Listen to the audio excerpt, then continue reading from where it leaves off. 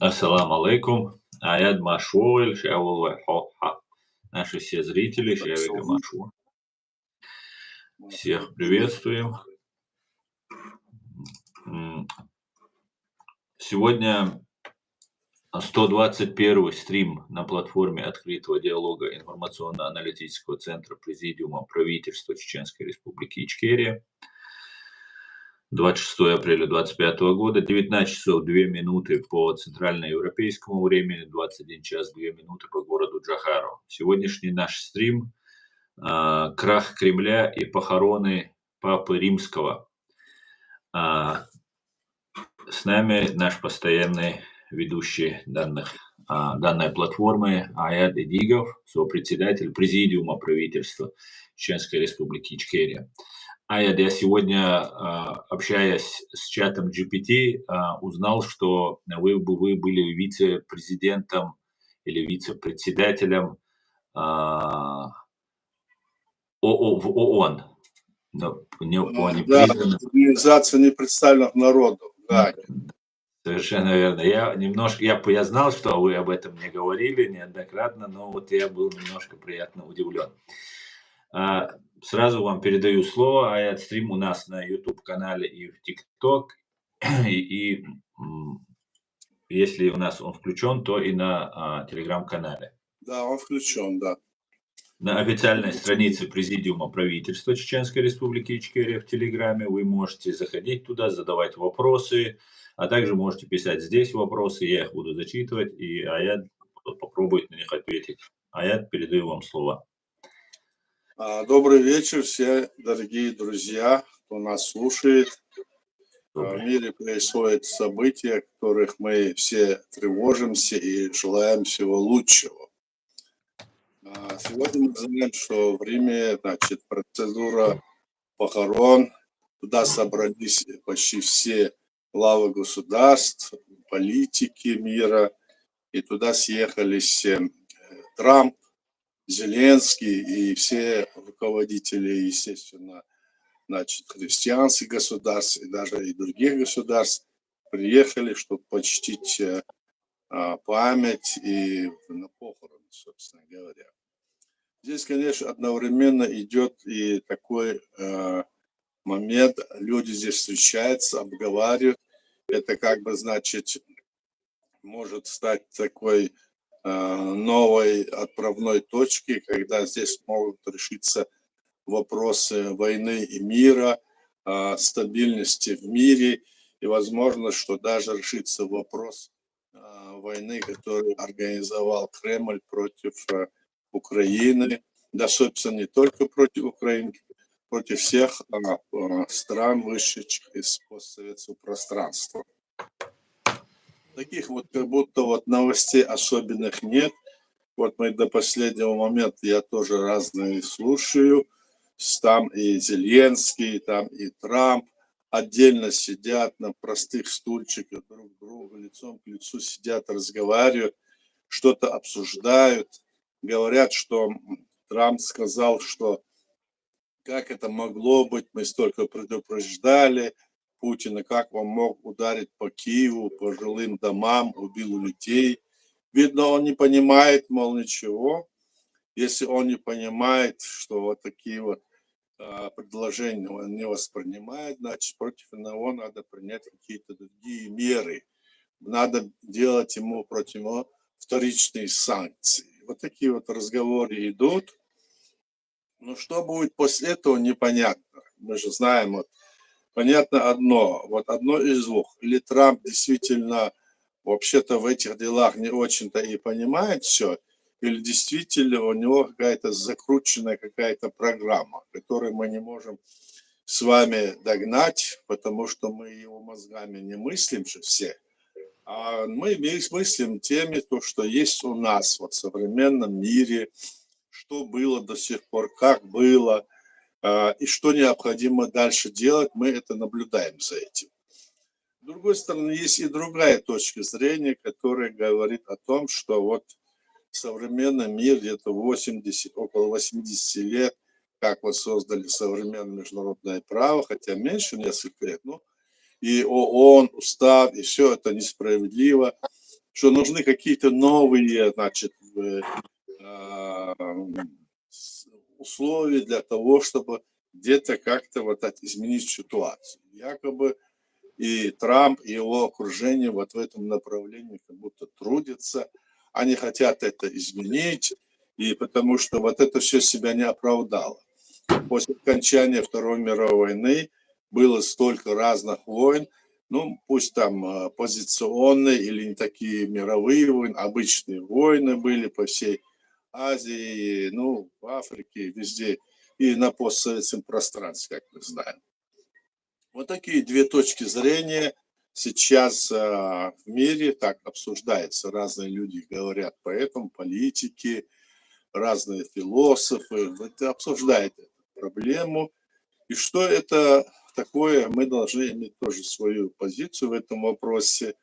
Мы должны, и мы говорим всегда, по крайней мере, вот с точки зрения нашего государства оккупированного, с точки зрения нашей власти, которая оккупирована и захвачена, территория, которая захвачена, мы говорим и мы держимся на тех принципах, которые есть в современном международном праве, откуда мы должны, значит, исходить все наши шаги. Потому что на основе этого мы приняли современное, значит, решение о создании своего государства после развала Советского Союза. Мы исходим из этого. С другой стороны, если эти процедуры, которые или процессы, которые сейчас раскручивает, скажем, остальной мир, большие страны мира, или все страны мира видят в том, что сам процесс, который, ну, проходил все эти годы, он не оправдал себя, скажем, мировое такое движение. Если он не оправдал себя, мы должны видеть теперь, что активно действующие против этого люди, они должны быть тоже вот как-то морально или нравственно как-то понимать, не ошибаться. Мы видим, они ошибаются. Они говорят на тех, кто напал, он не напал, а кто-то жертва, против него говорят, что он, мол, это спровоцировал и все такое. Я всегда беру пример для того, чтобы сказать, разве Чеченская республика, чеченский народ нападал на Россию, когда Россия на нас напала? Разве мы были угрозой для России с юга? Они обвиняли нас в том, что мы являемся угрозой для России, потому что оттуда может исходить угроза для существования Российской Федерации. В то время как они, это сегодня, кстати, они говорят и против Украины, то с юга, мол, значит, Украина будет тоже им опасна. То есть все угрожает этой огромной территории, все угрожает этой империи, а она никому как будто не угрожает. И этой стране, этому государству потворствуют какие-то вот политики в мире, даже политики, которые возглавляют великие страны, большие страны, как Соединенные Штаты Америки, Китай, другие с ними, они контактируют. Понятно, что экономические вопросы, они важны для всех, но в то же время мы это наблюдаем. И сегодня что происходит именно сейчас вот в Риме, где идет прощание, значит, Папой Римским, говорит о том, что, может быть, это вот встреча этих лидеров всех в мире, может быть, они решат как-то этот вопрос таким образом, чтобы можно было положить этим противоречиям, этим вот имперским замашкам, который сегодня вот так вот размахивается, скажем, Путин и его команда. Может быть, и остальные диктаторские режимы тоже могут в этот момент понять, что дальше так действовать нельзя. К чему мы придем, если так мы будем жить, если так мы будем продолжать вот эту политику, которую сегодня мы видим, ну, устойчивую. Украине нужна гарантия безопасности, и Украине нужно освободить свои территории, как и Чеченская республика Ичкерия необходимо освободить свою территорию и восстановить свою, значит, государственность и все ветви власти на этой территории. Так что и остальные республики, которые стали странами после развала Советского Союза, я имею в виду среднеазиатские, закавказские, как их называют, так, ну и Молдова, Беларусь и другие, они тоже должны иметь права, равные права, чтобы в этом мире они могли сосуществовать. Неужели нельзя, вот спрашивается вопрос, неужели нельзя было, скажем, этой России, Ельцина, его команде и его, там, скажем, продолжателям, нельзя было сделать так, чтобы все эти страны жили мирно и дружно. Те, которые хотели иметь свое государство, им позволили бы это сделать, не препятствуя это, потому что препятствие их было незаконно с точки зрения международного права и с точки зрения тех законов, которые были в Советском Союзе даже. Вот все этим пренебрегая, все это уничтожает людей. А почему они уничтожают людей? Почему они бьют по городам, селам? Они в нашей стране уничтожили, как скажем, уничтожили, это не то слово, убили более 250 тысяч человек, в том числе 42 тысячи, это были дети. В Украине они сегодня делают то же самое. Они показывают свое лицо, когда они бьют по городам, по жилым массивам, убивают людей. И мы это каждый день видим, и это продолжается.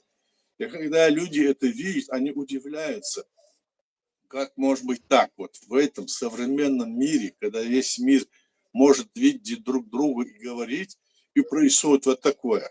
Когда было сказано, что Россия, она агрессор, и ее лидеры являются преступниками, еще с ними разговаривать, это же настоящий терроризм, который они, ярлыки, которые они навешивают, скажем, на другие народы. К примеру, они на чеченский народ навешивали эти ярлыки.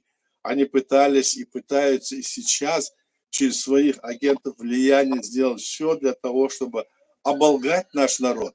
Точно так же, как сегодня они лгут и про Украину и другие республики. Я хотел бы высказать мнение о том, что когда вот эта вся вот эта борьба идет, и остальной мир борется против, скажем, этой империи, то начинает забывать о том, что Чеченская республика, это была первая республика, тогда она так называлась, против которой начался вот этот поход этой империи. Незаконно захвата. 5 агрессий совершили, убили столько людей. Потом была Грузия, до этого раньше была Молдова. Вот что происходит. Поэтому, видимо, вот это все, что происходит, говорит о том, что нужно решать каким-то образом эти вопросы. Что происходит самой в России, что внутри происходит. Об этом речь сейчас, об этом. Можем ли мы эти вопросы как-то отрегулировать или нет, если мы будем здесь говорить свои точки зрения? Можем ли мы как-то повлиять на эту ситуацию? Это проблема в голове каждого, тех, кто думает о своих семьях, о своих странах. Я думаю, что сегодня президент Соединенных Штатов Америки, который находится в Риме и встречается с Зеленским, они вместе какие-то вопросы там обсуждают. Я думаю, что если нет тех вот этих вот всех каких-то непонятных вот этих движений, то нельзя вот так вот давать этому имперскому, этому преступному режиму так разгуляться по всему миру. Нельзя это делать. Но я здесь, думаю, я закончу. Если будут вопросы, ответы будем делать. Давай так, что давай на этом, Аслан, и продолжим, чтобы время было на ответы на вопросы, я имею в виду. Баркалаев. Спасибо. Аяд, после встречи в Ватикане Зеленского и Дональда Трампа в своей социальной сети не было причин для того, чтобы Путин обстреливал ракетами гражданские районы, города и поселки в последние несколько дней. Это заставляет меня думать, что, возможно, он не хочет прекращать войну, а просто тянет время, и с ним нужно действовать иначе. Вопрос. Как вы думаете, о чем говорил Трамп и Зеленский в Ватикане? Вот это Мамедова вопрос. Да, это там было дополнено, я слышал. Он сказал, что надо действовать против него санкции. Добавил вторичными санкциями. Не те, которые сейчас есть. еще Жесть. вторичные санкции. Он не понимает, мол. Здесь я слушал других вот высказываний, там было это добавлено. Так что в Мгм. этом направлении, возможно, у него какое-то прояснение. Он просто не считается с теми, скажем, высказанными заявлениями, вот этими ласкательными именами в свой адрес. Путин вообще не считается с Трампом, с президентом Соединенных Штатов Америки. Что происходит? Вот, видимо, вот эта то встреча, она может быть как-то отправной точкой для того, чтобы изменилась позиция Соединенных Штатов Америки, Трампа я имею в виду. А если то, что мы говорим, оно вот в мире, вот эти вот процедуры, процессы не соблюдаются, строго не решаются вопросы в рамках международного права, то это, конечно, надо это приводить в порядок, потому что эта критика в адрес этого идет. Еще наш первый президент говорил в то время Бутрос Гали, который был тогда генеральным секретарем, что вас надо отдать под суд. Вот прямо так он им говорил. Потому что вы не соблюдаете все нормы и международного права. Это уже не организация, говорилось тогда. Да, эта критика идет в адрес современных, значит, международных организаций, которые относятся к этому, как-то сказать, сквозь пальцы, можно сказать, в некоторых моментах. Особенно если это небольшие страны, допустим, как наша страна, как другие страны, а вот большие страны, которые имеют какие-то свои ресурсы, военные, другие, в отношении них ведут какие-то переговоры и что-то идет. Но сейчас мы видим, что происходит. Так что вот ситуация, может быть, и изменится кардинально, я надеюсь на это. Мгм. А как вы думаете, почему так долго Трамп не верил в то, что Путин не хочет прекращать войну и вел с ними вот эти переговоры? Но я думаю, что здесь вопрос в нескольких вот таких моментах. Вот многие даже американцы, вот блогеры и другие, Мгм. они прямо утверждают, что Трамп просто это не понимает. У него нет этого понятия. Он даже не знает, где находится Финляндия, где находится это. Он просто не разбирается и в географии, говорят. Ну, наверное, это они перебарщивают, но в чем-то здесь есть какая-то доля правды. С другой стороны, он думает, что эти вопросы так можно просто решить, может быть, как вот в бизнесе решается или где-то еще. Это говорит о том, что сейчас мировая политика, она не может решаться как вот в бизнесе. Так что он понял, что, я так думаю, что он понял, что процесс, который сегодня протекает, и что, и чтобы его остановить и решить эти вопросы, нужно действовать иными способами. Я так понимаю. Там я слышал, что туда даже прилетел и Байден со своей супругой на похороны. Так что там в Риме он находится. Они там вот эти дела все как бы, значит, будут обсуждать, я так понимаю. Мгм. Эд пишет, я думаю, наша администрация и Трамп борются с источниками финансирования для фашистской Российской Федерации. Это Китай, и Иран и другие. Я думаю, Китай скоро подпишет соглашение с ними. ФРФ лишится источника финансирования. Эд, как вы считаете, Я, Китай пойдет на это? Да. я уже, даже я слушал разные передачи, там было Мгм. сказано, что Китай был особенно предупрежден по этому вопросу, так? И Мгм. что это большая сейчас проблема, даже экономически ситуация очень трудная для того, чтобы, допустим, решить те проблемы, которые есть внутри России. У них же из-за этих санкций, как они говорят, у них же по всей России там разные дальше аварии происходят, там взрывается, самопроизвольно взрывается или из-за технических неполадок, нет запчастей. В очень многих городах, очень многих там поселках есть какие-то вот, значит, взрывы, утечки или где-то, значит, падают самолеты, поезда, все это из-за того, что у него нет, у Кремля нет контакта с остальным миром. И по этой причине то, что им они давали по обход всего этого разные вот детали, так скажем, да, Значит, против Китая там как-то поднимается протест, и чтобы они не могли экономически, там, финансово помогать, именно имеется в виду помогать России.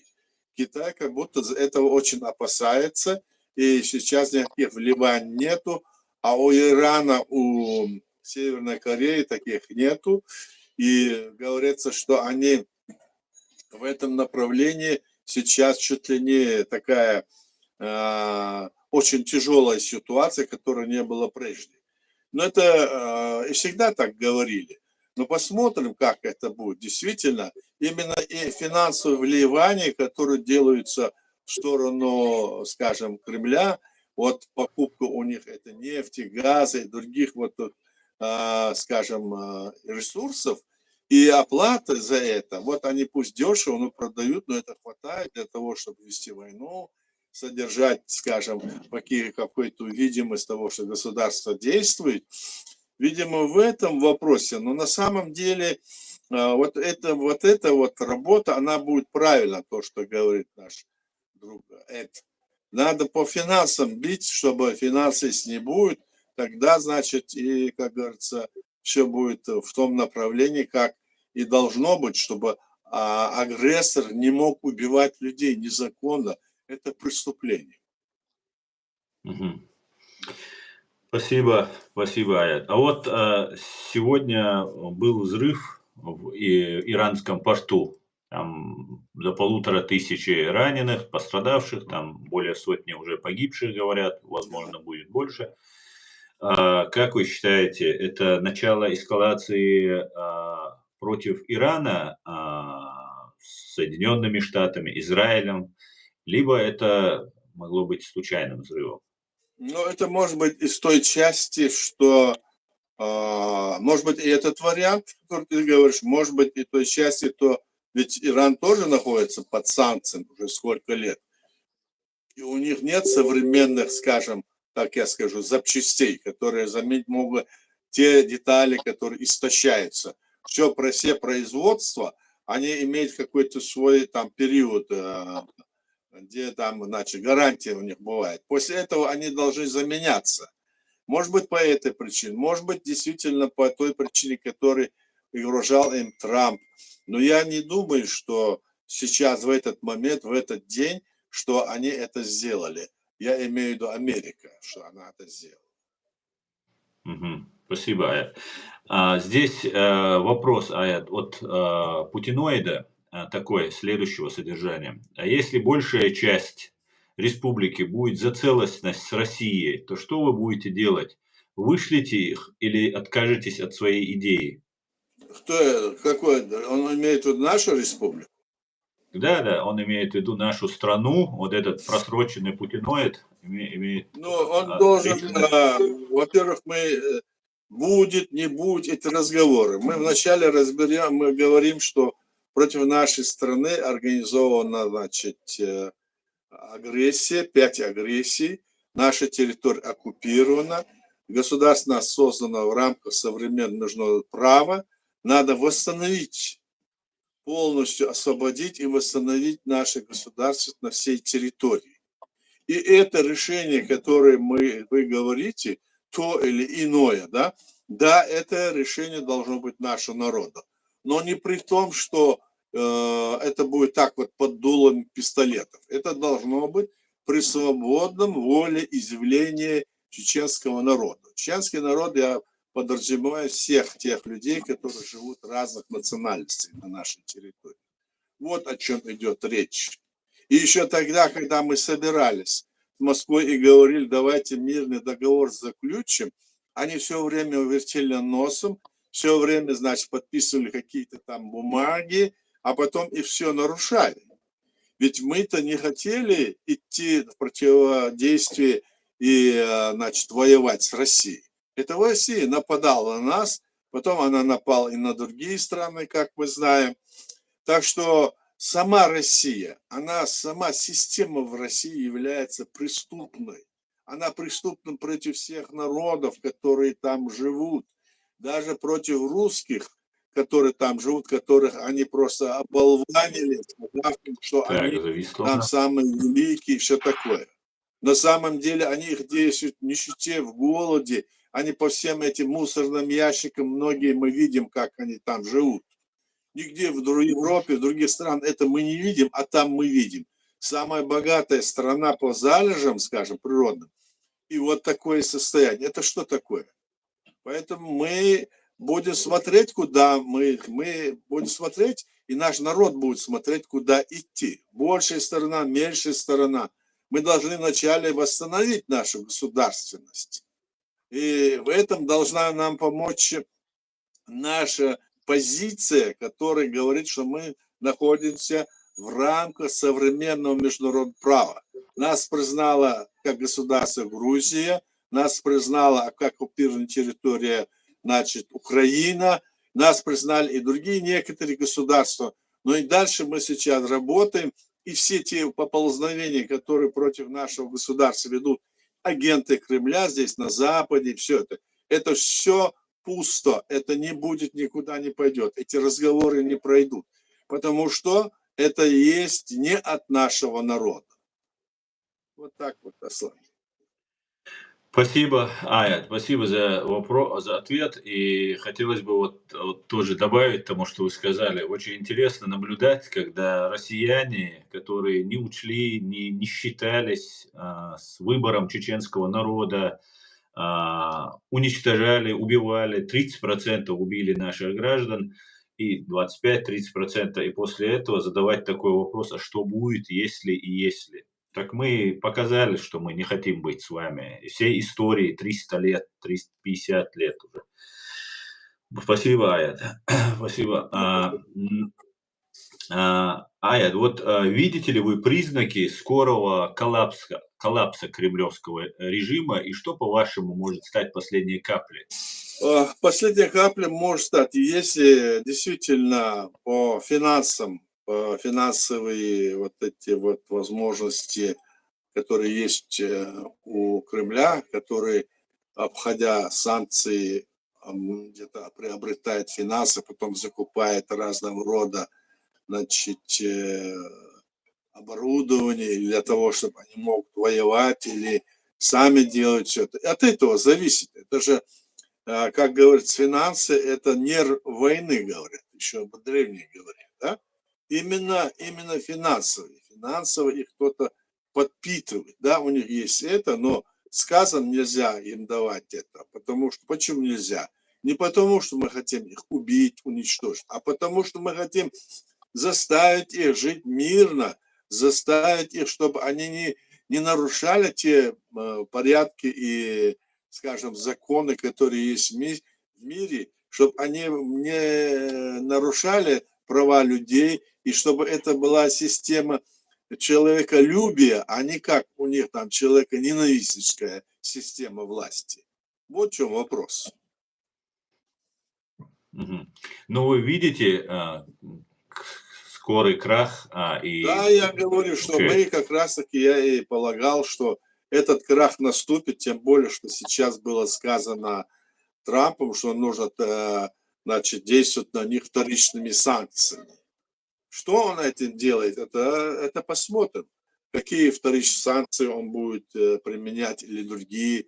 Наверное, там они собрались вместе все, вот европейские лидеры, в том числе и Трамп, и они там вместе в кругу стояли, все это обсуждали. Мы же видели это, ну, там видно по значит, передачам видео, что они там обсуждали все эти вопросы, и они единомышленники и говорят, и Трамп, они в этом вопросе тоже пытаются объяснить все это. Я думаю, что он это все поймет.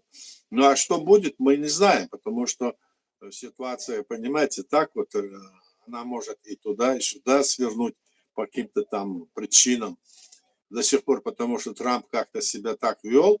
Но мы надеемся на прозрение Трампа и тому, что необходимо сейчас, может быть, не такие радикальные меры надо принимать, если нужно в отношении, скажем, современных, скажем, международных принципов, которые не реализуются повсюду в мире, да, если против них направлены их деяния, то необходимо, чтобы это было действительно не таким образом, а другими методами, я так думаю.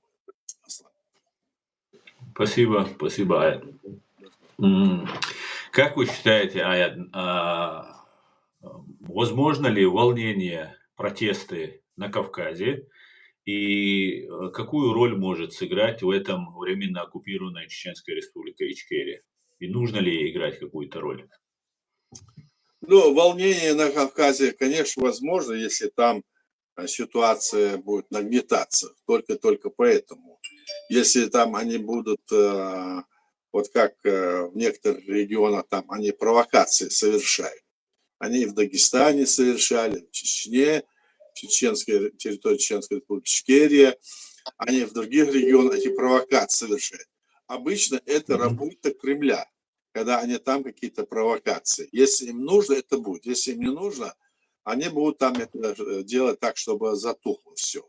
Но сегодня нет никакой основы для того, чтобы, допустим, в Чеченской Республике, Ичкерия, которая оккупирована, чтобы поднять там сейчас в данной ситуации какую-то там, значит, бучу против того, что вот сейчас вот говорят, допустим, надо, чтобы там поднялось, и там они воевали, начали против России. Да, они в душе, они так, да, в душе. Но за эти 20 с лишним лет они настолько наговорили там, столько всякого накрутили, столько обманывали людей, и там вот такая психологическая вот атака, якобы, что незаконно было создано, что наш народ незаконно, там лидеры это все меняли, это их работа, они преступники. Все, они наговорили преступники, и там другое какое-то убеждение, и они как раз таки сейчас сталкиваются с тем, что это не так. Но если будет, значит, условия для этого, конечно, там поднимется. И наш народ, мы должны иметь какие-то вот, скажем, как в прошлый раз мы все эти годы поднимались, единственный наш народ на Северном Кавказе поднялся и признал там все те решения, которые были в мире, и создал государство. И кто нас поддержал? Никто, ни одна страна, ну, кроме Грузии, которая власть потом тоже там делали переворот, они так, никто, весь мир не считался с тем, что мы придерживаемся международного права. Поэтому сейчас, когда мы говорим, нам необходимо, сейчас мы такую позицию заняли, что нам необходимо, пока мы находимся в такой ситуации, нам необходимо признание нашего государства, которое оккупировано незаконно Кремлем, и осуждение геноцида нашего народа, о котором мы говорим. Мы все эти бумаги отправили, скажем, балтийским странам, они знают, оставили Польше, и сейчас и остальным другим тоже странам сейчас в эти документы по этому вопросу работают. Но работа идет очень тяжело, потому что сейчас идет, видимо, война в Украине, и вот эту ситуацию мы понимаем.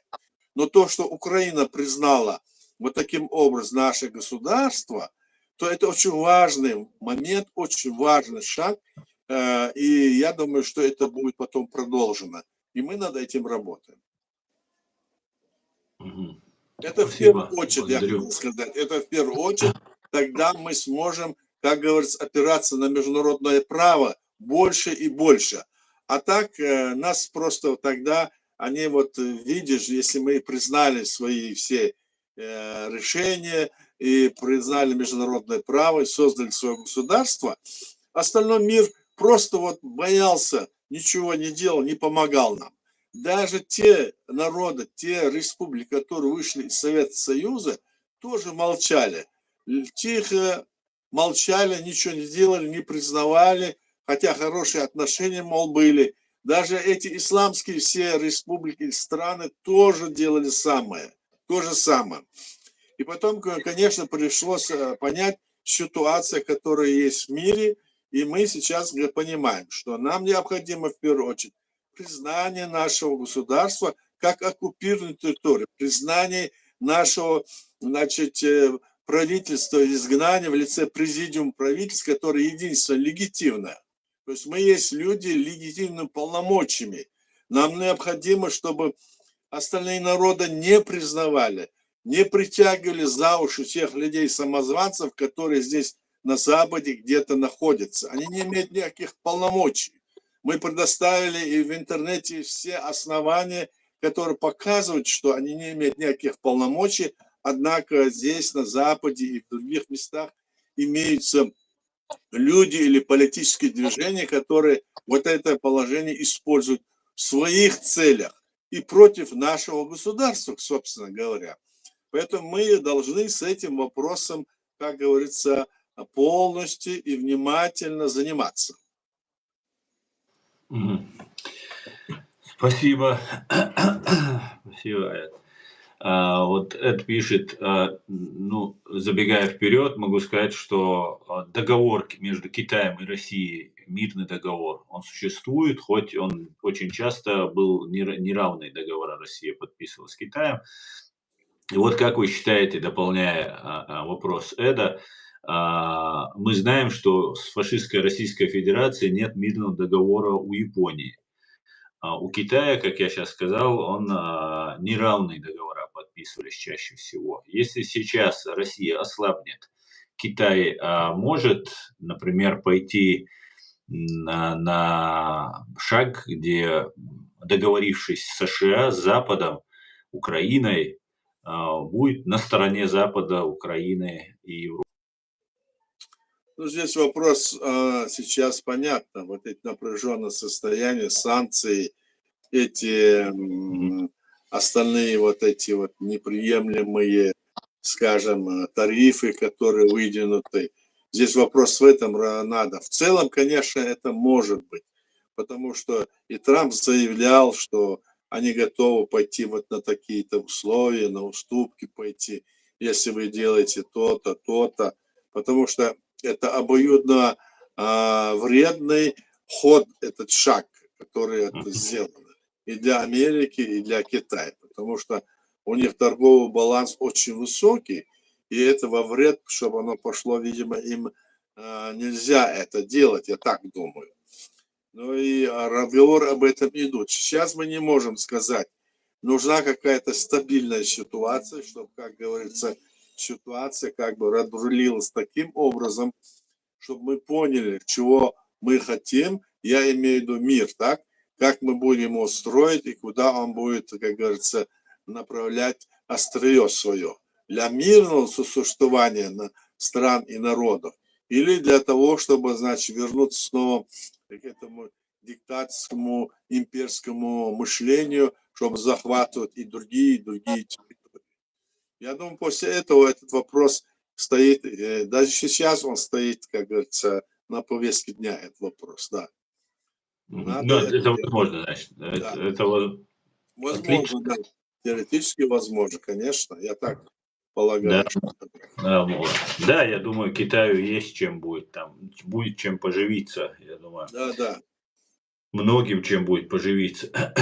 Я хотел вот тоже один вопрос задать от себя по поводу, знаете, есть такая Лига свободных наций, что ли, называется. Вот, в Украине какой-то проект, или я не знаю, западный это проект, не поймешь, чей это проект. И там они нас и разные эксперты об этом говорят, представляют. И там в основном все, ну не все, конечно же, но по большей части люди, на мой взгляд, связаны с российскими спецслужбами, которые симулякрами являются, имитируют, что они борцы там за какие-то права своих народов, за свободу и так далее. Как вы считаете, для чего создаются вот эти такие вот каналы, финансируются, кем они финансируются и для чего, если, опять же, речь идет о симулякрах, о реальных, настоящих, независимых людях, ну, полный игнор, вот, полнейший. Почему так? Ну, здесь надо исходить из того, что мы же видим в мире какой расклад сил. Во многих странах мира во главе сидят диктаторские диктаторы. И эти диктаторы, значит, всю жизнь сидят во власти, и, в общем, их окружение во власти. А нет такого, допустим, как в демократических странах, чтобы каждые там 5 лет или 4 года менялись. Этого нету. Вот посмотрите, в Америке было 4 года, Байден был президентом, и вот сейчас они взяли и сменили президента. Так? Ну и в других странах также. В то же время и в демократических странах есть свои недостатки, потому что это не полностью устоявшая система, но, как говорил Черчилль, это самая лучшая система. Самая лучшая система из тех, что есть в мире. Но, конечно, она должна быть развиваться, она должна не стоять на месте. И мы видим, что, скажем, некоторые возможности и в демократических странах тоже есть негативные, которые для людей не совсем понятны. Ну, и бывает и коррупция, бывают и другие дела, другая вот это, собственно говоря, вот эта вот ситуация, которая как-то вот не дает возможности людям здесь вот развернуться, может быть, в полную меру, хотя так и записано. Но в целом, раз это записано, это зависит, конечно, от людей, кого они будут избирать. А в других странах, диктаторских странах, возьмите сплошь и рядом южные страны, я имею в виду, вот, начиная от Африки и до Азии, Ближний Восток и далее. Все сидят, почти все, 99%, диктаторы. И эти диктаторы не хотят уходить и не хотят ничего менять. И поэтому, как вот это главная причина того, что сейчас вот такая ситуация, вот такие столкновения. Так?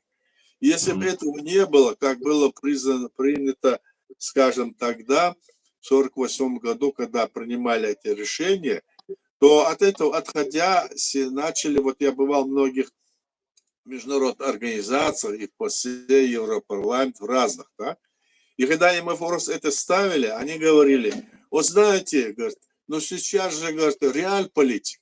А что имелось в виду реальполитик? Есть же международное право. Нет, ну есть реальполитик. Реальполитик – это то, что у них в головах, понимаете, что это в головах.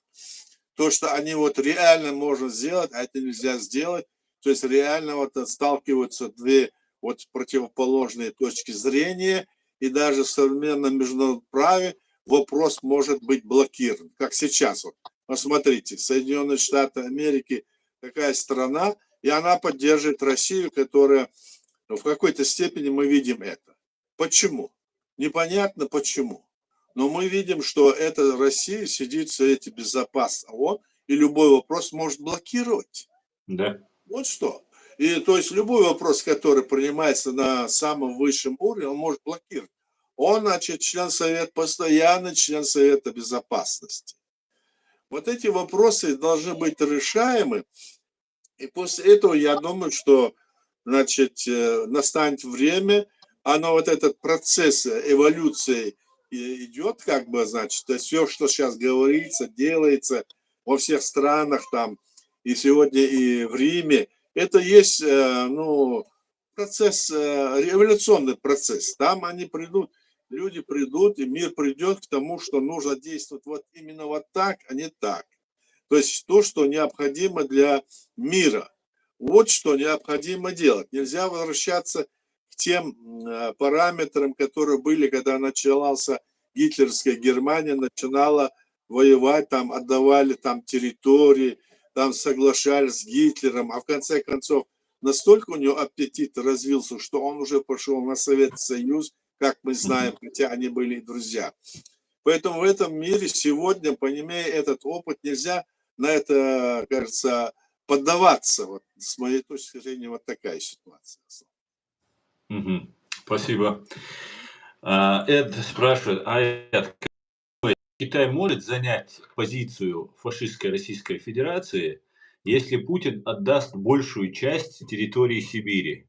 То есть не ждать, пока они с американцами Западом договорятся, а быстренько попробовать купить китайцев. Путин мог бы согласиться с этим, но это был бы для него крах. Он же понимает, что когда и сейчас у него ситуация очень тяжелая, и сейчас его окружение, которое вокруг него находится, люди, которые вокруг него находятся, все позбегали от него. Или всех он там поувольнял. Там видно у них внутреннее такое, вот, именно во власти, вот это внутреннее напряжение. Они сейчас там подтягивают кого-то там, дочки, зятя, друга, подтягивают каких-то других там. Вот эти все, которые есть, бывшие Ротенберги, там, Чубайсы, другие, возьмите, где они все?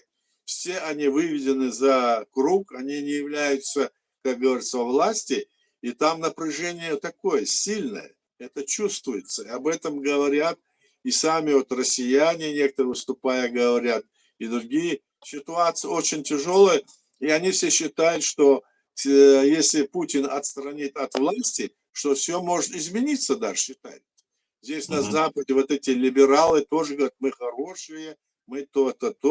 Там в самой России, в окружении такие вот ситуации вот сейчас вот, проявляются в какой-то степени, видно.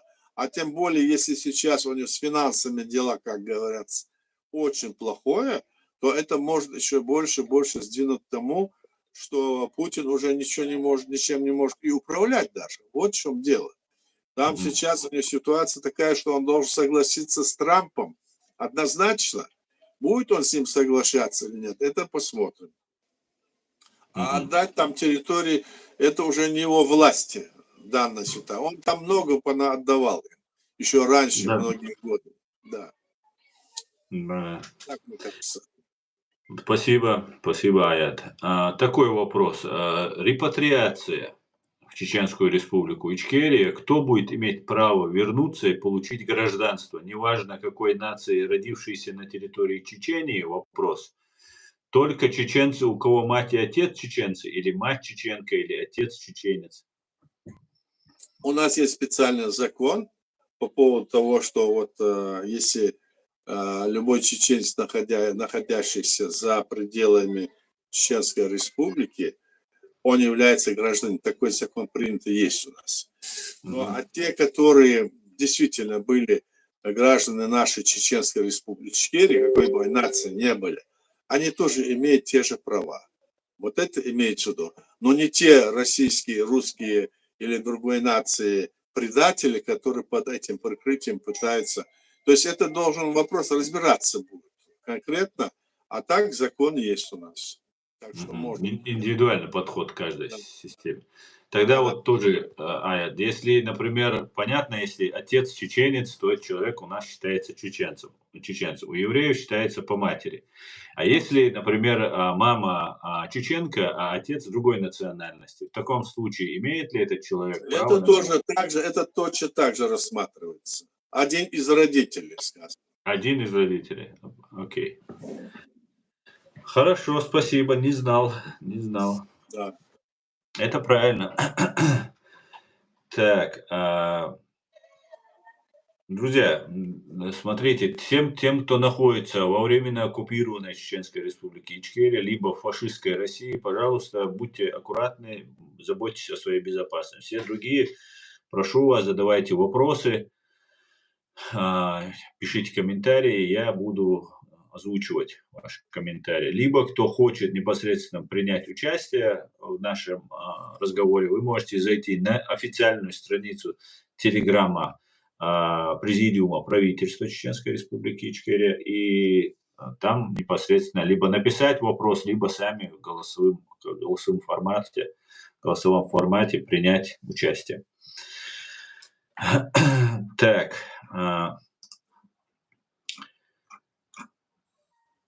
Если, например, сегодня вот эта ситуация, которая вроде бы так обсуждается, идет война, я про Украину, конечно же, и если, например, война остановится, вот, на перемирии, о котором так много говорят, наступит это перемирие, какие дальнейшие будут шаги? Пролонгация к миру и внутри Украины, внутри России что-нибудь изменится, как вы считаете? Ну, если война остановится, процесс, который предложил, скажем, сам Зеленский в одно время, и потом это подняли и американцы, а они не хотят в Москве там еще это останавливать. И если они это остановят, то, конечно, дальнейшее действие должно быть. Даже Зеленский заявил, что он готов и напрямую вести переговоры и с Россией. Да. То есть речь идет о проведении так точно этих Да, переговоров в соответствии с современным международным правом. Он сказал, что у нас все, что у нас в Конституции, и наши территории должны быть нашими. Это есть красные линии, которые мы не можем переступить. Так что здесь открыто, прямо сказано, что вот такая ситуация. И поэтому, сев за стол переговоров, скажем, когда уже и соглашается Зеленский, который раньше отказывались, так? То он понимает, Путин понимает, что это проигрышный для него вариант, и это против его имперских амбиций, и он должен вернуть все территории и для восстановить, значит, там, значит, легитимную власть украинскую позволить, так, или уйти оттуда. Вот о чем речь. Если в этом направлении будет вопрос решаться, это положительно скажется и на нашу сторону, для Чеченской Республики Ичкерия. Потому что в этом направлении действуем и мы. Все другие разговоры, которые там ведутся, кем бы то ни было, они неприемлемы. Приемлема только та линия, которая принята нашим народом и в рамках современного международного права, о чем и говорит и президент Зеленский. Спасибо. В Украине, Аят, очень много наших чеченцев, которые сражаются в разных подразделениях. Я и слышал, и кое-где видел. И эти люди, они воюют на стороне Украины, кто-то в качестве как гражданин Украины, кто-то как доброволец, который приехал, там сражается. И они дезориентированы российской агентурой, которая находится в Украине.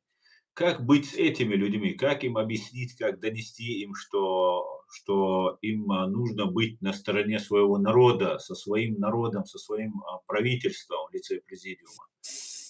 Эти люди, которые там, значит, из нашей национальности или наших граждан находятся там, они борются за справедливость, помогают Украине.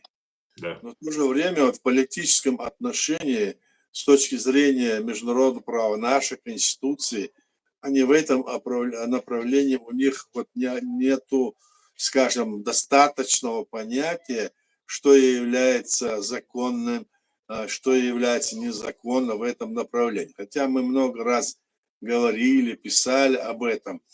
Но этот вопрос можно отнестись вот к такому порядку. Как-то, когда были переговоры в 1995 году, и отряд Басаева пошел в Буденновск, и за эту атаку отряд Басаева был награжден высшими наградами нашей республики, так?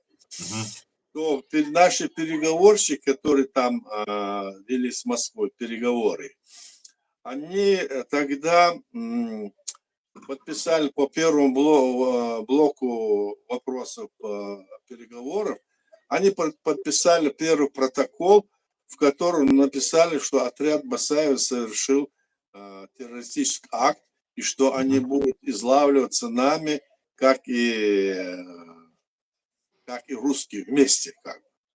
Значит, это была ошибка, если не сказать большая, да?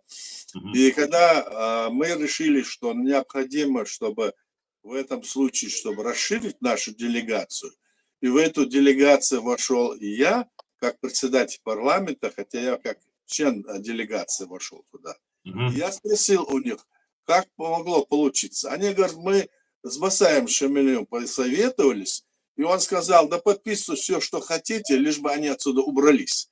То есть это...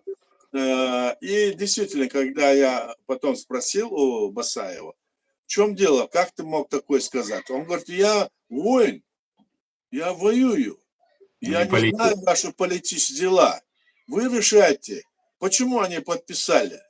То есть на них ссылаться и говорить, что они так, это нельзя. Это войны. Люди, которые там находятся сейчас, это войны. Но мы им пытаемся вот это все разъяснить и говорить. И тогда, ну, он мне Басаев сказал, да, мы воины, вы решаете, вы же там занимаетесь. А мы что, я пошел, я воевал, а вы мне что говорите? Почему меня не слушали? Вот так вот. Вот так что наши люди, которые находятся, все, которые там есть, если они не служат, скажем, Российской империи и не в пользу России, то это наши люди в любом случае, все. Ну, а как сделать так, чтобы их объединить, чтобы без вот этой агентуры? Чтобы их объединить, это вопрос уже там, как говорится, внутренний вопрос, который там есть, и притом они находятся, это не самостоятельные там организации или отряды, или батальоны. Они входят в состав украинской структуры власти военной. Они там должны сами как-то этот вопрос разрешать. Если бы мы могли, скажем, иметь контакты с властью напрямую и все такое, тогда бы мы говорили, что там можно делать. А те там, которые сегодня говорят, что мы то-то, то-то и то-то, они не в состоянии это сделать, потому что у них, к этим людям нет доверия, когда они эти вещи говорят. С одной стороны, они говорят, что мы, значит, за протекторат, за Эмират Кавказ, потом мы за третий, за четвертый, мы за эту конституцию, за ту. Они эти разговоры ведут, и, естественно, они эти войны, они очень осторожны в этом вопросе. И задача сегодня помочь Украине и в этом самом помочь и своему народу освободить нашу территорию от оккупации. Спасибо, Дересу. Так, вопросы появились. Ома Шуэль. Аяд, не кажется вам, что на запад Украины ведут солдаты Европы с разрешения, наверное, западные войска введут в Украину с разрешения России на некоторый срок и оставят войну, а Россия оставит за собой восток Украины. Они получат мандат миротворца. Затем в Украине проведут выборы, и к власти придут пророссийские, а затем Запад Украину передаст подчиняться Киеву, что приведет к гражданской войне. Я, может быть, не совсем понятно, что хотел сказать, но вы поняли, Аят, что там было? Да, я понял. Здесь вопрос в том, что об этом уже Зеленский сказал, что никакие соглашения в нарушении нашей Конституции, но я своими словами говорю, не будут нами поддерживаться. Все должно быть так, как в рамках Конституции международного права, имеется в виду. Так? И там согласие России, не согласие России это делать совершенно, а просто это делается в тот момент, когда они согласятся, значит, остановить войну, так? Прекратить военные действия, то в этот момент для того, чтобы сохранять это мирное состояние, это власти Украины могут пригласить любые, скажем, войска любых стран. А Россия здесь никакое значение не имеет. Никакое.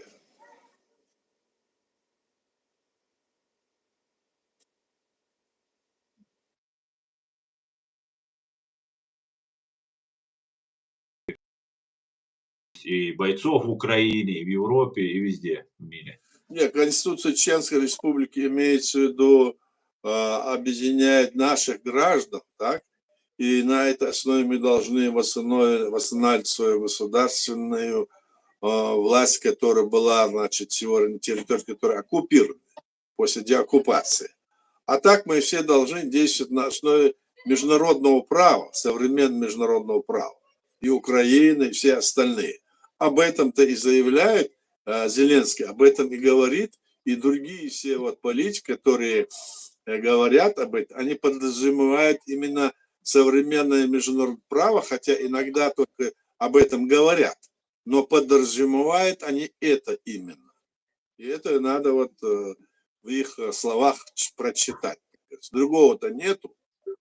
Да, ну он имеет в виду Конституцию для наших бойцов в Украине, Ну, вот чеченцев, граждан ну, Ичкерии? они добровольцы, которые пошли туда воевать. Добровольцы, так? Они граждане нашей республики. Они там воюют. То есть у них никаких проблем не будет, они же наши граждане, так? А чтобы их объединить внутри, там, в другой стране, мы это объединительной, значит, политики, которая там, у них есть какие-то свои какие-то расхождения, а расхождения у них, видимо, там, так сказать, такого характера, который мы с вами, не вникнув туда вовнутрь, не поймем, почему. Но все должно быть, понятно одно, все должно быть в рамках нашей Конституции и нашего государства. И все там, многие не понимают, почему. Потому что думают, вот была Конституция 92 года, потом была Конституция 2002 года, потом была Эмират Кавказ, потом было что-то другое. Вот это все, они об этом говорят.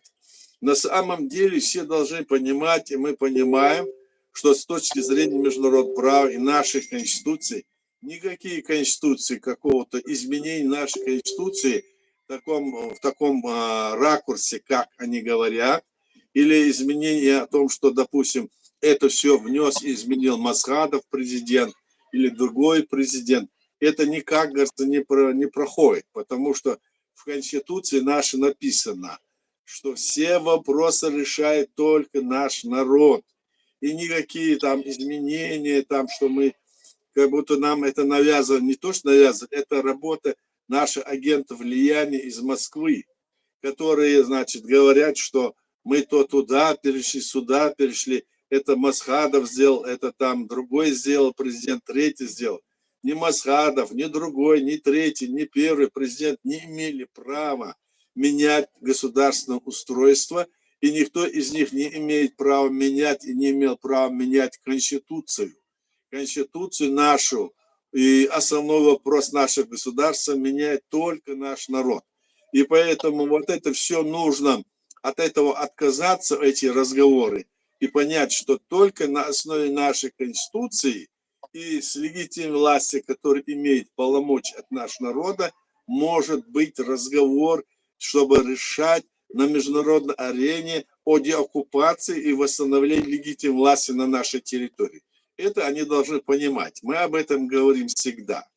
И что бы там кто ни говорил, мы готовы ответить на любой вопрос по этому поводу. Асан. Окей, спасибо. Да, я неправильно прочитал, Бех Мовиласа. Постараюсь сейчас прочитать правильно твой вопрос. Европа ждет разрешения от России, чтобы войти в Украину. Так зачем Европе разрешение от России, если Украина независимая страна? Если война прекратится в Украине проведут выборы и Зеленского не выберут.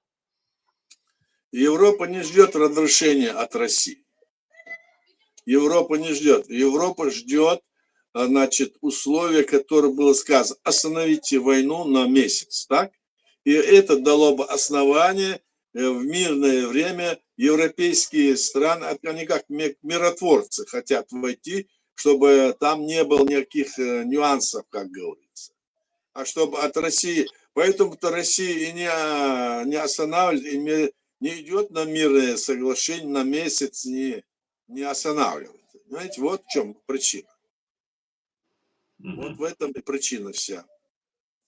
А если они так долго будут продолжать, это может потом далее, уже они дальше будут думать, что делать. До сих пор они сейчас думают об этом.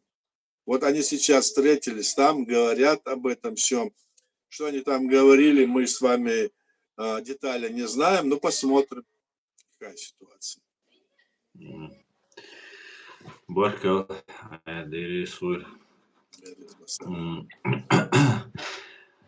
если крах произойдет в России, как вы считаете, крах имеется в виду ослабление, максимальное ослабление России, внутри России есть силы, не кавказские, а вообще русские, татарские, башкирские, другие, якутские, которые могли бы потребовать своей независимости, не основываясь на экономической составляющей, что вот у нас плохо, нам питания нет, мы хотим быть с Китаем, там еще с кем-то, потому что у нас все плохо, а именно вот национальное самосознание народов, которые проживают в России. Но когда говорится в нашем названии крах, подразумевается, что крах империи, самой Да. империи. Да, вот это имеется в виду. То есть на этой территории может создаться какое-то государство, конфедеративное государство, как Европейский Союз, или в который в любой момент может любая страна выйти. Они могут, вот такой образ. Мы тогда когда-то вот предлагали это, скажем, Ельцину и его команде. Мы предлагали. Но они не захотели. Нам предлагали взамен, давайте, мол, вы станете вперед, там, границы восстановим, то все. Мы не соглашались с их этими имперскими амбициями. И речь идет о том, что должна быть, значит, империя должна уйти. Империя, в которой во главе сидят, значит, люди, которые не уходят и сидят там веками. А когда будет, скажем, конфедерация или союз, как Европейский Союз или другая какая-нибудь система, из которой любой народ, любая страна может выйти, если захочет, а вместе они могут быть единой открытой границей, экономические отношения мирные строить, то это зависит от этого. А чтобы империи больше не было, и чтобы Москва не командовала всеми и вот не развязывала вот эти вот вопросы, которые являются убийственными для этих народов. Вот я домой. А если там лидеры и те люди, которые могли бы это дело возглавить, это народ там, их народ, это выдвинут своих людей. Они видны и здесь на Западе, они и так вот некоторые появляются. Но мне непонятно пока что, насколько они в этом отношении вот имеют поддержку в своем народе. Видимо, там есть какая-то поддержка, но это главным образом будут решать на местах, там народ будет решать. Народы этих республик, если они будут на этот шаг, если пойдут. Думаете, спрашивают, ГКЧП-2 возможен в фашистской Российской Федерации? Ну, ГКЧП-2, ну, для того, чтобы был ГКЧП-2, надо, чтобы государственный переворот сейчас был в России. А если его не будет, о каком ГКЧП-2 может идти речь? Это ГКЧП-2, это было против президента Горбачева. А сегодня, если создастся такой государственный комитет или что-то такое против, скажем, Путина, Путин там все там ухватил же, он ничего кому не дает ни дышать, ни пройти, ни проехать, за всеми следит, мы же знаем. У него вот этот полицейский аппарат больше, чем вся его армия, в 2 раза. Поэтому здесь вот такие дела. Я так думаю. Там кто будет, что неизвестно пока. Спрашивает, Аят, по-вашему, Зеленский патриот Украины? Если нет, зачем они держатся за власть? Он не держится за власть, как мне кажется. Он избран народом, это точно всем известно. И он, если бы не было войны, уже пошел бы на вторые выборы или ушел бы. А в военное время нельзя провести выборы ни в одной стране.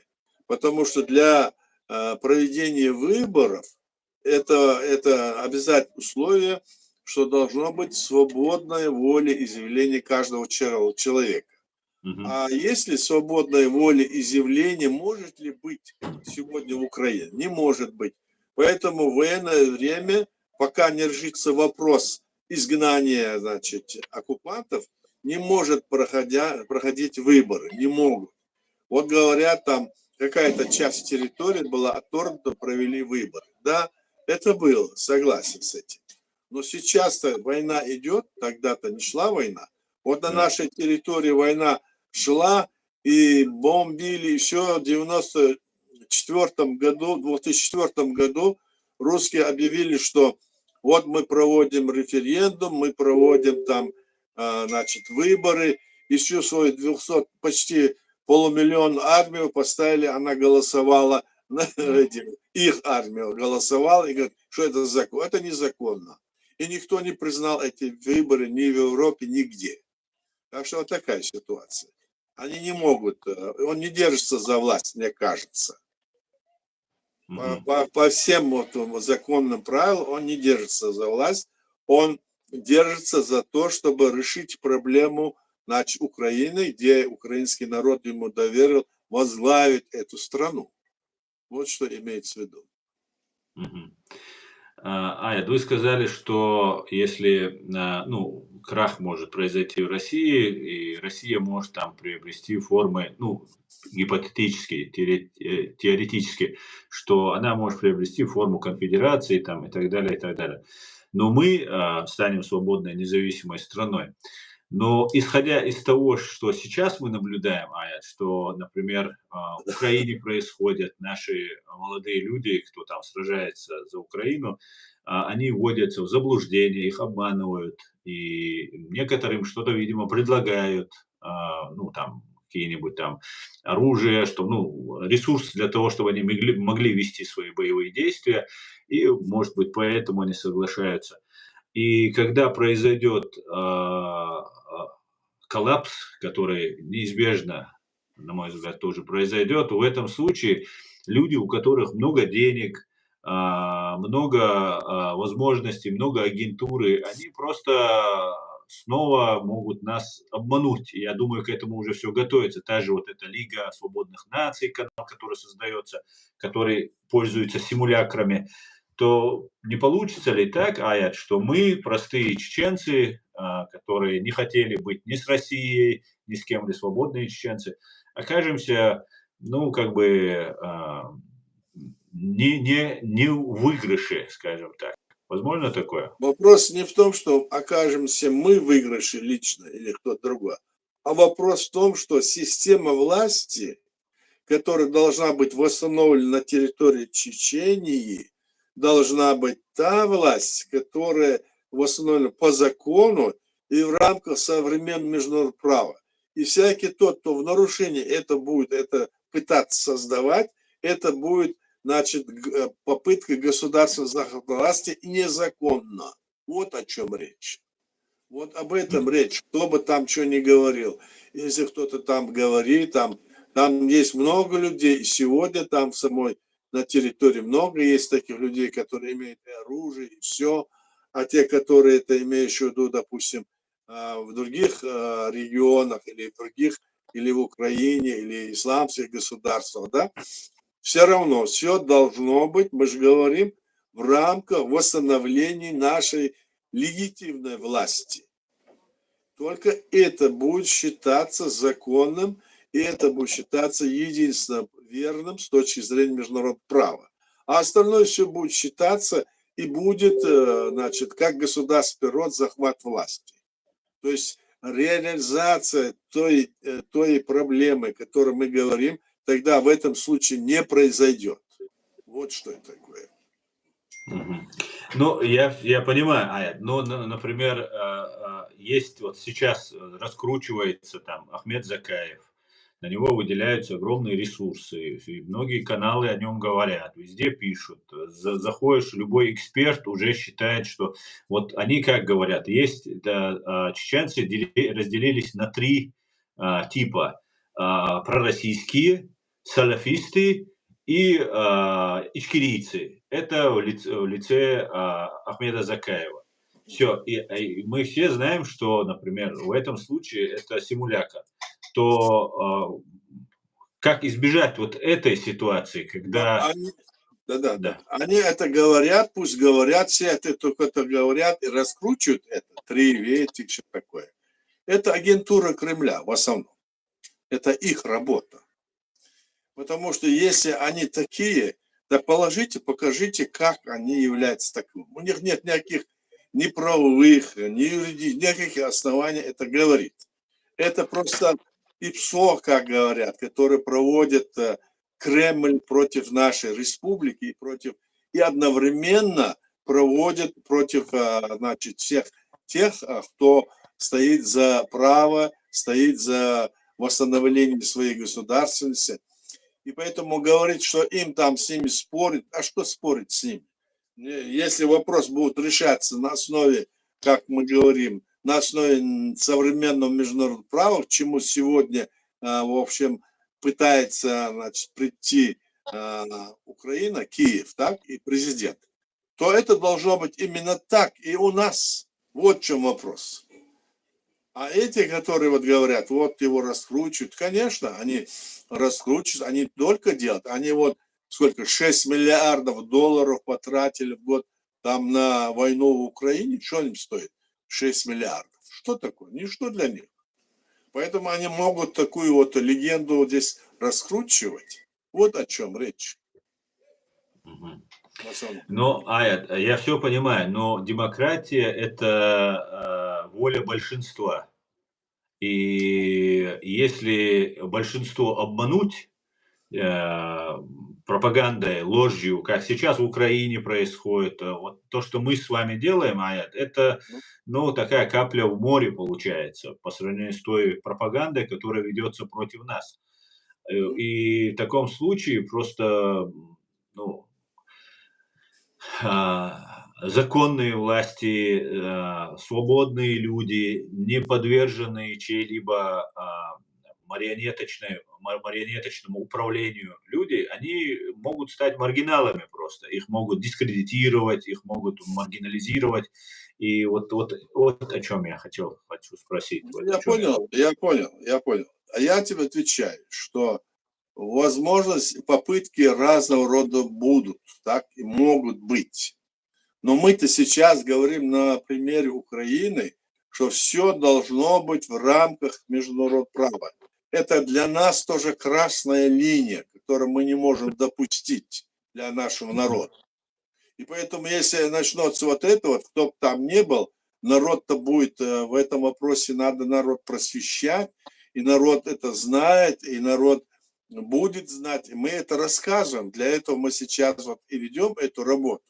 Вот признание нашей республики как оккупированное государство, о ком имелось в виду, когда Украина это признавала? Именно о легитимной власти шла речь, а не о каких-то симуляторах или каких-нибудь там других людях, которым дадут оружие там или где они придут. Это об этом шла речь.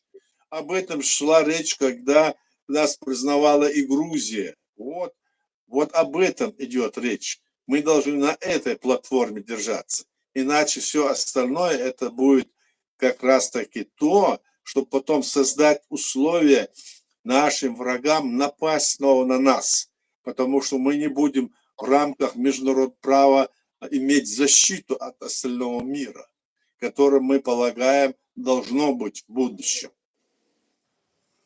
Ну, в любом случае нам нужна будет поддержка чеченского общества, правильно? Демократии. Донести же до этих людей нужно будет эту позицию. Да. Я же как раз об этом и говорю, что мы эту работу, вот эту, что мы говорим, то, что мы, значит, все эти годы говорим, ведем работу по всей Европе, в мире, как мы можем. Столько, значит, сотни разных статей написано, все обосновано, все сказано как есть, вся работа как на ладони, все лежит, есть. А вот эти вот, которые сейчас ты говоришь, людей, которые откуда-то повыскакивали, как подснежники, никакое не понимая, и которые хотят, значит, на этой, скажем, в ситуации погреться, это у них не получится, потому что это является незаконным. А раз это незаконно, значит, мы как раз-таки и с Украиной имеем свои в этом направлении отношения, чтобы мы могли в перспективе, как и Украина, решать свою проблему о восстановлении нашей государственности на территории, которая оккупирована наша, вся. А они будут восстанавливать на территории оккупирована все восточные территории и Крым. И точно так мы. Вот о чем речь. Вот Это к параллельно. нашему нынешнему данному диалогу подключился О и говорит, Аят, пока честные чеченцы не почувствуют за вами силу, чеченцы не будут реагировать. Люди видят, что вы одни, а за Россией весь мир. Ну, тогда оставайся при своих мнениях. Честные чеченцы, все чеченцы честные, за исключением тех, кто предал нашу родину и наш народ. Вот и все, что могу сказать. Ну ладно. Они там это, только когда остановись, наш отряд, ты тоже кто? Он Давай, наш, он наш. давай еще других, давай еще. Нас не так мало, потому что наших людей много. Сегодня ты под ОО называешь, а тебя зовут, наверное, иначе. Почему? Потому что ты опасаешься за своих близких, родственников и все остальное. А эти, как подснежники, как я сказал, везде бегают по всей Европе, и им ничего. А у нас вот таких вот, они сидят и не могут свои имена сказать и говорить. Когда ситуация изменится, тогда они появятся. Они открыто появятся. Вот в чем вопрос. А сейчас посмотри, что происходит. Вот вы это тоже должны понимать. И это у нас только происходит, а в других даже регионах, скажем, такого нету. Такого жестокого режима, как устроил нам Крым, то есть это Кремль, нет нигде на территории бывшего Советского Союза. Да? Нигде. А это мы должны понимать. И говорить, что поэтому нас вот мало, вас никто не видит. Нет, нас видеть надо. Мы говорим о том, что есть. То, что по праву, то, что принято нашим народом. А решение нашего народа никто не отменял. Никто. И это отменить может только наш народ. Вот о чем речь. И это в рамках международного права сегодня. Почему мы так и бьемся за это и не соглашаемся ни с одними другими теми, кто туда-сюда прыгает, которые самозванцами. Поэтому здесь вот такая ситуация. Отчаяться не надо. Мы были на правильном пути, и этот правильный путь мы должны нести дальше, чтобы наш народ потом развивался, чтобы он получал и научную, техническую, другую всякую, значит, развитие свое, и жил в содружестве с другими нациями и народами. Вот что нам необходимо. Первое. Вот, а для этого надо это, а не чтобы там сидел какой-нибудь бабай и потом командовал нами. А надо, чтобы каждые 4-5 лет, чтобы власть менялась. Вот как у нас записано, каждые 5 лет будет меняться власть. В нашей Конституции записано. Угу. Вот ответ. Спасибо, спасибо, Аят. Так,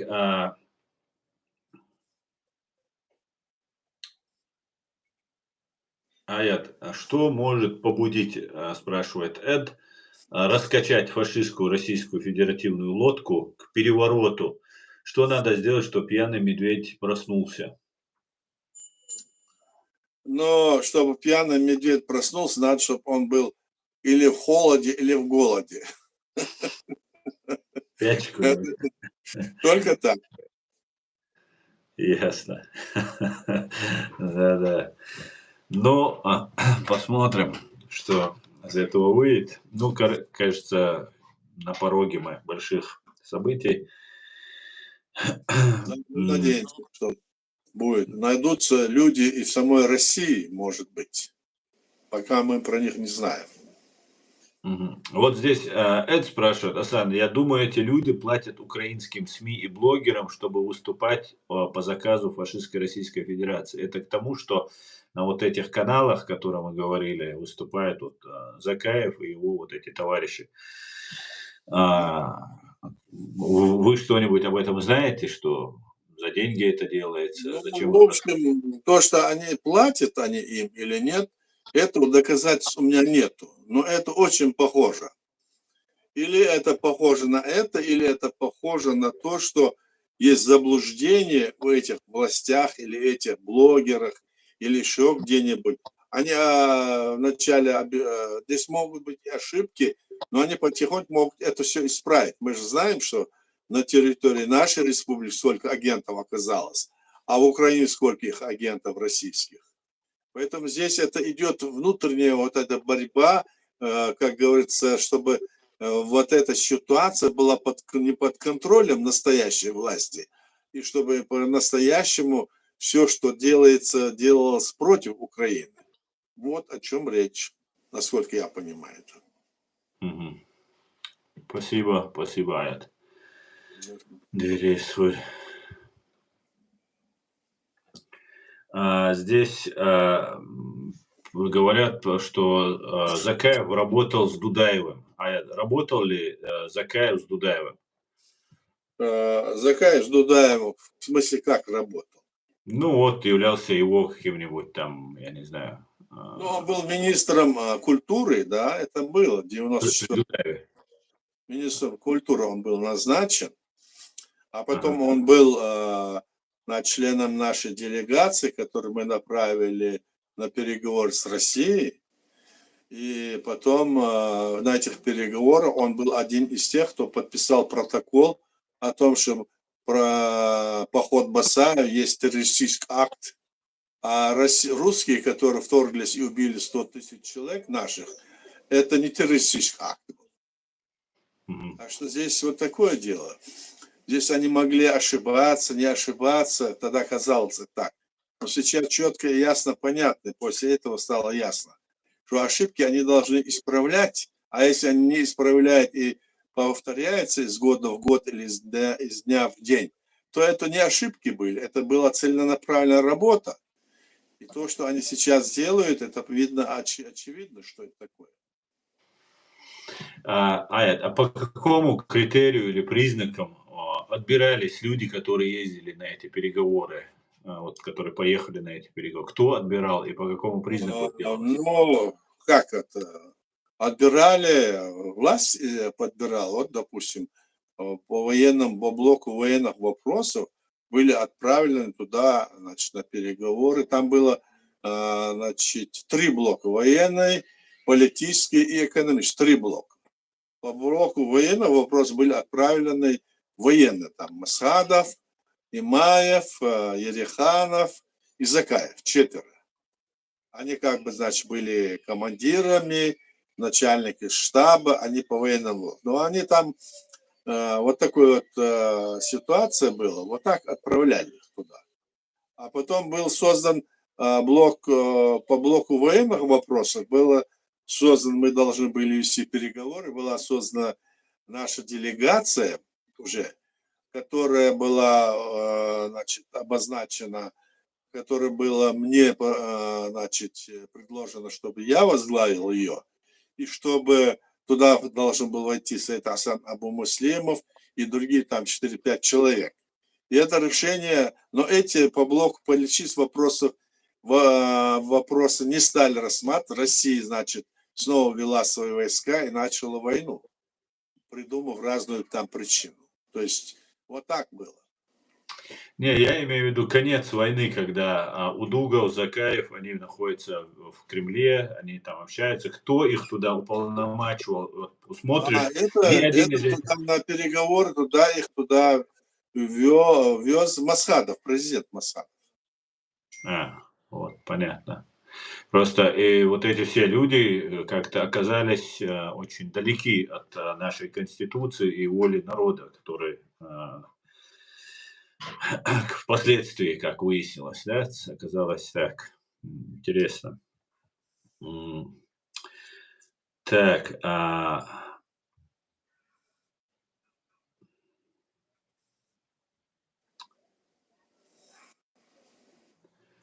есть, друзья, вопросы еще? Аят, еще вот по поводу вот самих вот этих переговоров. Кроме того, что Басаева, там они написали, что он там террорист, или согласились, или хотели согласиться с этим. Кроме этого, какие изъяны были, какая была ошибка с нашей стороны? Ну, я это называю ошибкой, так? Дело в том, что надо учесть тот вариант, что наши люди не были настолько, как говорится, в этом отношении посвященные, политически прозорливыми. А русские, они имели уже сотни лет свою эту имперскую, значит, опыт, так, и приходилось с ними, когда они там что-то там говорили, все, каждая запятая, каждая точка должна была быть с ними вот осторожно надо было относиться. Вот на переговорах они, я имею в виду 95-го года, они пытались протолкнуть такой вид переговоров, весь процесс. Чеченская республика Ичкерия, Российская Федерация и Чеченская республика Завгаевская. Чего они хотели этим сделать? Они хотели этим сказать, что в Чеченской республике идет гражданская война, а Россия вторглась и устанавливает мир между этим. Вот что они думали. Это вот такие вещи. Потом они в переговорах, когда вот там писали все это, они везде убирали, даже когда не было той стороны, которую я говорю, они убирали везде ту сторону и писали с нашими людьми, писали Чеченская республика, Чеченская республика. Хотя Чеченская республика, скажем, 16 января 1994 года уже была переименована нами как Чеченская республика, Ичкерия надо было писать. А Чеченская республика уже как бы считалась территорией частью России. То есть это обозначалось как бы во всем мире, потому что они вписали это в свою конституцию. А наши с этим не понимают, какая разница в такой говорили. Но я потом понимаю, что когда им говорили раз, два и три, они это делали, то они понимали, что разница большая, и делали это. Потом такие же вот переговоры были уже на Западе в 2001 году, потом в 2002 году, в 2003 году, там в Швейцарии, Лихтенштейне, потом в Копенгагене. И там тоже вот такие же вот эти разговоры, уже все знали это, но все равно они писали Чеченская республика, там они принимали решение о том, что мы являемся частью России. Представьте себе. И это вот эта команда делала, о которой мы сейчас говорим. Закай, все это подписывали. Там они находились, организовали, как будто бы наша страна является частью России. Когда они тогда это написали там, в этих своих документах, которые не имеют никакого значения, тем самым они стали любимчиками Путина, и постоянно их там и финансируют, и вводят, и обозначают, как будто они являются властью нашего народа. На самом деле это не так, потому что вот такие вот события, мы об этом знаем, эти документы есть, ими подписаны, ими там, значит, и заправлено. Вот такая ситуация. Угу. А как так получилось, что после Первой русско-чеченской войны, после того, как Закаев фактически признал себя россиянином, говорил об этом, его снова назначили на какую-то там должность в Ичкерии? Или, по-моему, Нет, тоже... это было основание, это было о том, что я сейчас сказал, в 2001 году было, а то было в 95-м году, в 96-м годах были, в 7-м году только выборы, тогда об этом речь не шла открыто. Да и сейчас они рядятся по то, что они это. Конечно, здесь такая ситуация. А это не во время Первой русско-чеченской было, да? Да. Все, понял. Баркал, здесь меня Эд спросил, можно ли задать неудобный вопрос, так как вы мне сказали, пускай задают любые вопросы, я дал добро, Давай.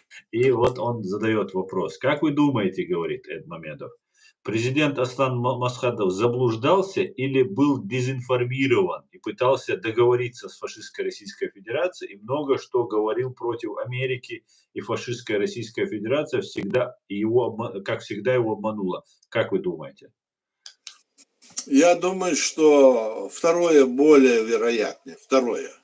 Но после того, как он понял, что уже вошел туда, его втянули, он оттуда уже не мог, как бы, значит, и отвернуться. Такая ситуация. Понятно? Был дезинформирован. Да, вначале так, а потом, значит, когда его уже втягивали в ситуации, Россия толкала к этому все, что было там, они пытались раскрутить это дело таким образом, чтобы он стал предателем, они много чего делали, но он на это не пошел. Они тогда его стали сталкивать в религиозное направление тоже. Так что он оказался, как говорится, судьба его такая оказалась, но это не только его судьба, это судьба нашего народа, и все вот эта империя вот так нас толкала. Но в любом случае наш народ принял такие документы, которые, как говорил наш первый президент, комар носом не подточит. Вот такая ситуация. Так что мы должны держаться этой линии. Это для нас большой опыт. У нас появился такой большой опыт.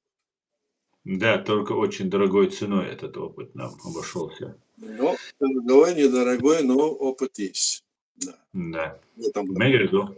Мы более 1,5 часа уже в эфире. Я предлагаю закончить. Если есть вам что сказать, вы можете. Ну вот здесь у нас есть в телеграм-канале Айса. Ты слышишь меня, Айса? Мгм. Айса Ахмадов. Айса Хезион, Охчаводисить. Нет, да?